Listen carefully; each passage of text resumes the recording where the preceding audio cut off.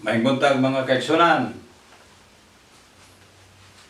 Diya sa inyo sa Pilipinas, gabi karon sa inyo diya mga kaigsunan. Dinhi magsunan alas 11, diya mga alas 4 sa kadlaw. Mga kaigsunan. Lay ang oras dinhi diya sa Pilipinas kaigsunan. Mga kaigsunan, sa atong pagpadayon sa pagtuon sa balaang pulong, paghatag nato inspire, pagmamalandong, pag-andam sa atong pagkinabuhi kaigsunan. Patamasayon sa takna sa oras, mubot ang panahon. Ang Ginoo lamin nasayod sa atong kinabuhi.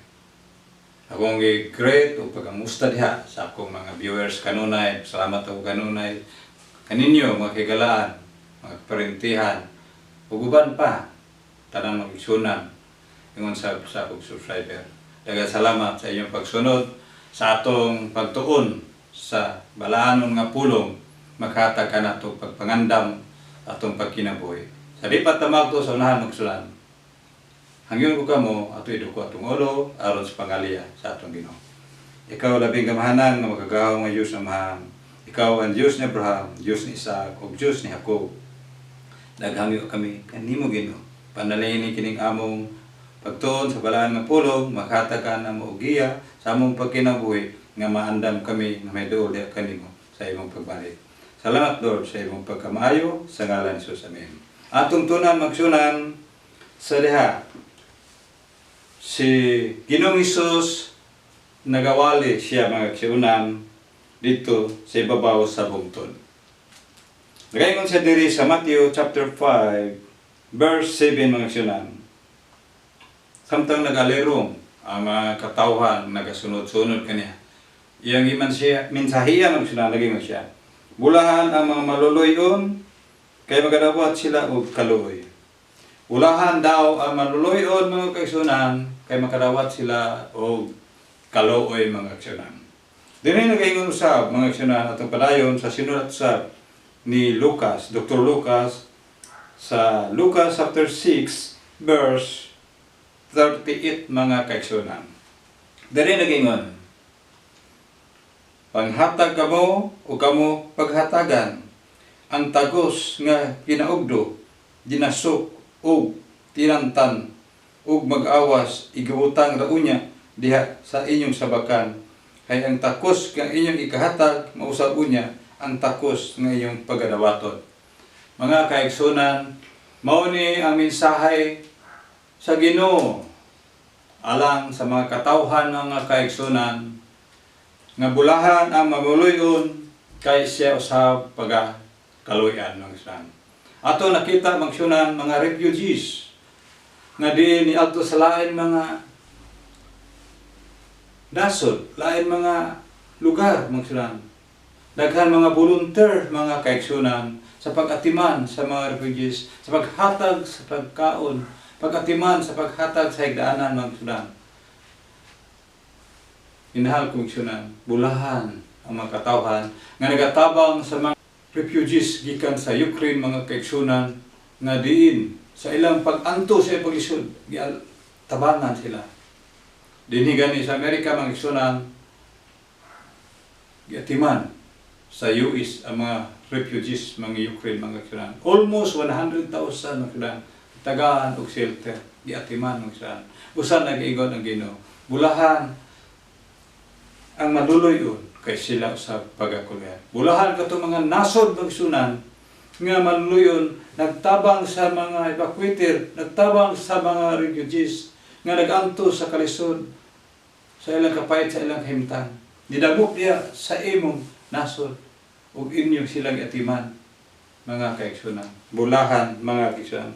Gani nagaingon diri sa Proverbs chapter 11 verse 25 mga kaigsunan. Nagaingon diri, ang kalag nga mahinatagon, mahimong matambok, ug kadtong nagabisbis, pagabisbisan usab sa iyang kaugalingon. Mga kaigsunan, kung ikaw naga-bisbis magsunan, nagahatag ikaw, pagatagan usab ikaw sa Ginoo, idubli pa magsunan ang ihatag nga panalangin diya sa Ginoo magsunan. Kaya nagayon si Ginoong Hesus, panahon nga ako gigutom ug giuhaw, inyo ba kong ipagkaon?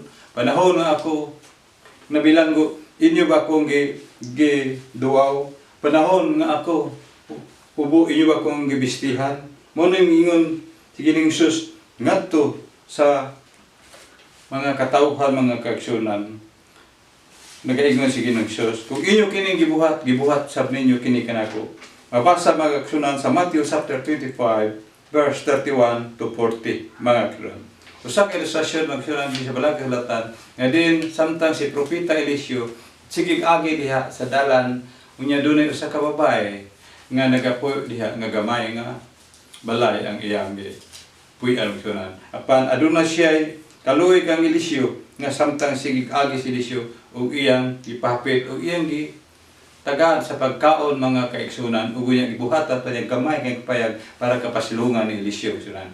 Unya mingon si Eliseo ngadto kang GC nga iyang kauban unsa may atong ikahatag diha kaniya unsay mawala saya ungon si GC kini siya kini babae nga dako wala sila anak sige maga bato na sila og anak mga kinan ug siya mingon kaniya karon igna siya ana karon ikaw mag-amuma kanimo uban sa tanang pagbantay unsay pagbuhaton ana kanimo but ba ikaw nga paghisgotan ngadto sa hari kung kapitan sa panon mga kaigsunan ingon si Eliseo nga diin kining bayhana nga nagatiman kaniya ug ang babae na nangkon ug nanganak sa usa ka bata nga lalaki niadtong panahon kay paghibalik panahon sumala sa pamulong ni propeta Eliseo kaniya kay kining babae magsunan nga tambok magsunan hospitable kay mga sunan busa mingon si Eliseo unsa may angay atong ibalos diha kaniya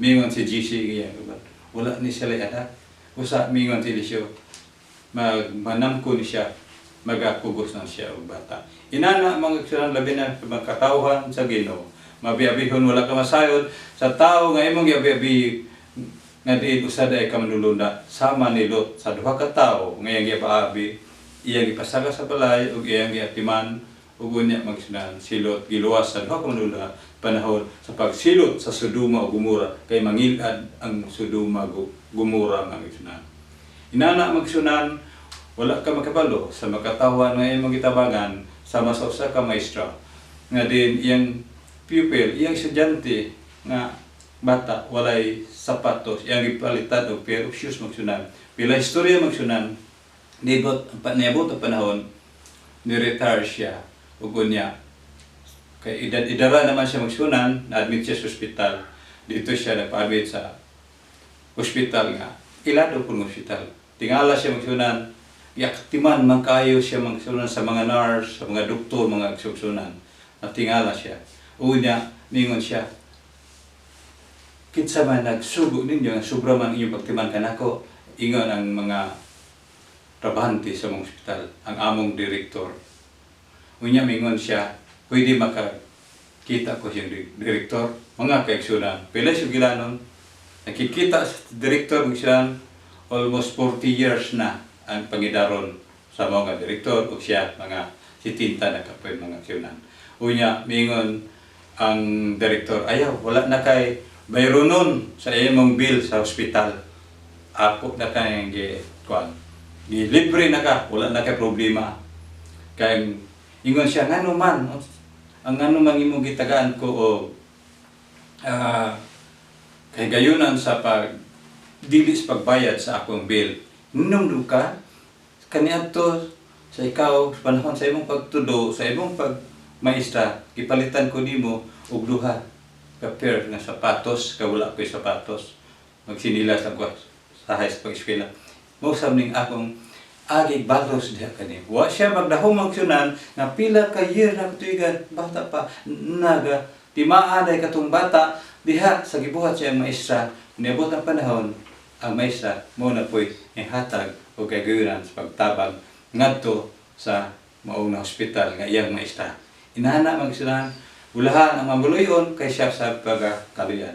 Inana magsunan, maluluyon ka itong maestra ha, o niya, niabot ang panahon na hospital siya, ikaluyan usab siya sa usa ka direktor nga iyang itabangan sa paghatag sa pair of shoes. Inaon ta magsunan, ini kabuntagon, sa mubo nga mensahe, maghata na ito pamalandong, pagtulunan sa atong kinabuhi nga di nagayon sa Ginsus bulahan ang maluyon kay siya sa pagkakaluyan.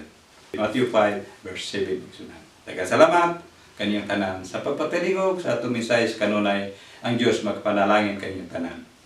God bless you.